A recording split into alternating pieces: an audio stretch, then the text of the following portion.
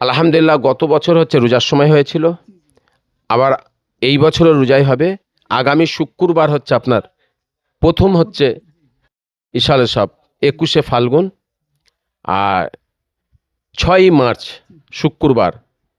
তাই মুজাদ্দেদে জামান দাদা পীরের মেন উদ্দেশ্য ছিল, তানার চিন্তা ছিল ইসাল সাবটাকে কেন্দ্র করে যত তানার ভক্তবিন্দু, দেশবাসী, যত সম্প্রদায়ের মানুষের কাছে একটা ভালো বার্তা দেয়া। এখানে আসার মানে হচ্ছে সেই বিশেষ করে তানার নসিহাত ছিলেন যে তোমরা 5 ওয়াক্ত নামাজ পড়ো, যেই দরবারই থাকো নামাজ পড়ে জেকেরের দিকে ফলো করতে, মাগরেবের নামাজের পরে জেকের, আর ফজরের নামাজ পড়ে জেকের। এটা ওনার মেন হচ্ছে নসিহাত। যেখানেই থাকুন, যেই দরবারেই থাকুন। তাই আমি সমস্ত মুজাদ্দেদ জামান দাদা পীরের যে সমস্ত ভক্তবিন্দু যারা আসবেন, মেহমান যত আসবেন, সকলের কাছে আমাদের ফুরফুরা দরবার শরীফ থেকে এবং টোটাল সমস্ত পীর সাহেব পীরজাদা থেকে শুরু করে সব দরবারের থেকে আমাদের দাওয়াত আসার জন্যে মানে দাওয়াত দেওয়া হচ্ছে। এই দরবারে হোসেন বুখারী রহমাতুল্লাহ আলাইহির দরবার, এখানেও মেহমানদারি করা হয়, রোজার ইফতারি ব্যবস্থা করা হয়, খাওয়া দাওয়ার ব্যবস্থা করা হয়। দাদা পীরের মেহমান হচ্ছে সকলের ফুরফুরার বাসীর দায়িত্ব, এবং সমস্ত পীর সাহেব পীরজাদা এবং দাদা পীরের ভক্তবৃন্দ মুরিদদেরও দায়িত্ব এই অনুষ্ঠানটাকে, এই জিনিসটাকে সুন্দরভাবে তুলে ধরা বা সুন্দরভাবে করা। তাই আমাদের সকলের দায়িত্ব, যত মেহমানজন আসবেন, যারা আসবেন, তাদের কোনো অসুবিধা না হয়, রোজার সময় রোজা রাখবে, তাদের ইফতারির ব্যবস্থা করা, রাস্তায় যেখানে যত ভক্তবৃন্দ আছে খেদমত করবে। এই খেদমতটা হচ্ছে আল্লাহ পাকের দরবারে কবুল যেন হয়, সব হবে। এবং মুজাদ্দেদে জামান দাতা পীরের খাস নজর, তাহাজ্জুদ ফয়েজ নজর থাকবে, তানাদের উপরে দোয়া থাকবে। মনার মাল বিক্রি হয় প্রচুর, কি বলবেন? দেখুন, আমার দাদা পীরের নসিহাত যেভাবে আছে, ওনার ওসিয়াত নামায় যেইভাবে আছে, সেইভাবে সকলকে ব্যবসা বাণিজ্য করবে।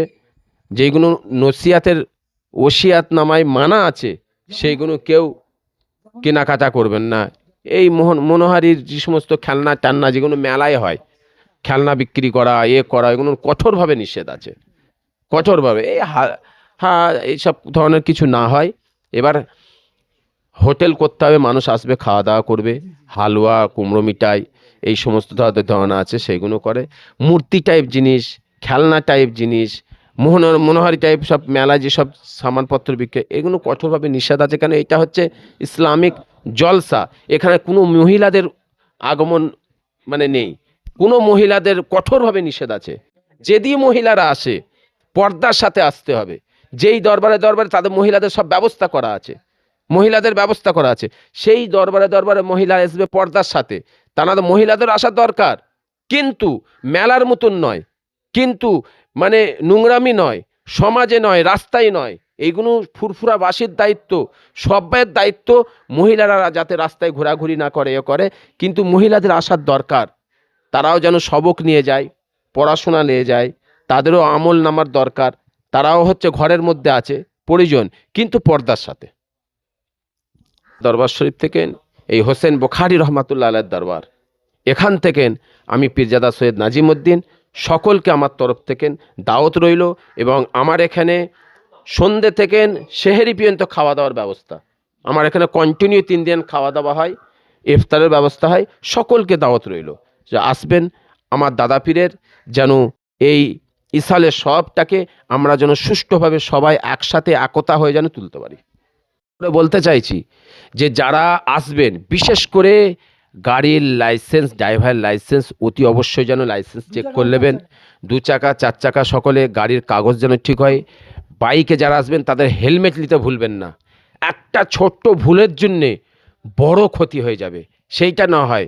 আপনার নিজস্ব হেফাজতের জন্য, নিজস্ব গাইডের জন্যে আপনার হেলমেট অতি অবশ্যই প্রয়োজন। হেলমেট পরে আসবেন, রাস্তাঘাটে হইহাল্লা করবেন না, অন্য সম্প্রদায়ের মতন আপনি হচ্ছে করবেন না, মানে স্লোগান দেবেন না। আপনি আপনার জায়গায় এসে স্লোগান দেবেন, নিজের জায়গায় এসে স্লোগান দেবেন, বাইক ধীরে সিস্তে চালাবেন, গাড়ি ধীরে সিস্তে চালাবেন, ঠেলাঠেলি করে আসবেন না, সাবধানে আসবেন। বিশেষ করে আবার পুনরায় বলছি, গাড়ির কাগজ দেখে আসবেন, ড্রাইভারি লাইসেন্স থাকে, এবং হেলমেট অতি অবশ্যই পরে আসবেন। এবং প্রশাসনের সাথে যোগাযোগ করবেন। প্রশাসন যদি কোনো সমস্যা করে, রাস্তাঘাটে কিছু প্রশাসন আছে, তারা হ্যারেস করে, ঝামেলা করে। যদি হ্যারেস করে, ঝামেলা করে, আমাদের ফোন করবেন। দরবারে আরও পীর সাহেব পীরজাদা আছে, আমি আছি গুনাহগার, আমাদের ফোন করবেন। আমরা প্রশাসনের মাধ্যম দিয়ে, দেশের সংবিধানের মাধ্যম দিয়ে আমরা তাদের সঙ্গে যোগাযোগ করব, কথা বলবো, বা আমরা ব্যবস্থা করব।